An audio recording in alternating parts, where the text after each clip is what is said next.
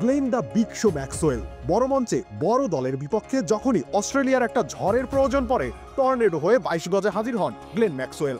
চিরপ্রতিদ্বন্দ্বী ইংল্যান্ডই যেন the maxi শোয়ের স্বাদ পেল আরও একবার।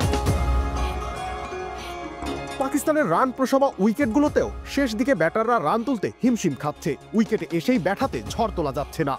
গত 2 ম্যাচেই ধরা পড়েছে এমন চিত্র। দক্ষিণ আফ্রিকা আফগানিস্তানের বিপক্ষে করেছে 315 রান, কিন্তু শেষ 10 ওভারে এসেছে মাত্র 85, অথচ উইকেটে ছিলেন মিলার, ইয়ানসেন, মার্করামরা। ইংল্যান্ড এই ম্যাচেই 351 রান করলেও শেষ 10 ওভারে রান এসেছে মাত্র 83।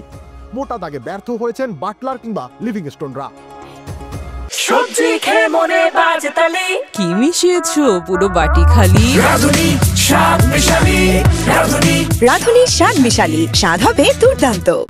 কিন্তু ম্যাক্সি এসব শুনবেন কেন? হিসাব নিকাশের এত বড় মন্ত্র তার মস্তিষ্কে জায়গা পাবে কোথায়? ম্যাক্সওয়েলের মন্ত্র বড় সহজ। চামড়ার ওই বলটা তৈরি হয়েছে মারার জন্য, প্রতিটা বল পাঠাতে হবে মাঠের বাইরে, যে কোনো পরিস্থিতিতে, মাঠের যে কোনো প্রান্ত থেকে।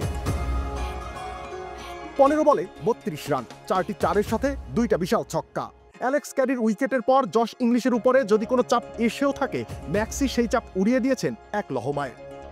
এই ছোট ইনিংসেই নিশ্চিত হয়েছে ইংলিশের চাপহীন সেঞ্চুরি, নিশ্চিত হয়েছে অজিদের চাপহীন জয়। প্রতিপক্ষ আফগানিস্তান কিংবা ইংল্যান্ড, ম্যাক্সওয়েলের ব্যাট আক্রমণ চালায় সমান হারে, আর ম্যাক্সওয়েলদের এমন পারফরমেন্সই বিশ্ব আসরে আন করা দল নিয়ে এসেও অস্ট্রেলিয়াকে করে তোলে টুর্নামেন্ট ফেভারিট। এ যে বিশ্বজয়ী অস্ট্রেলিয়া, গ্লেন ম্যাক্সওয়েলদের অস্ট্রেলিয়া। রবিউল ইসলাম রনি, খেলা 71।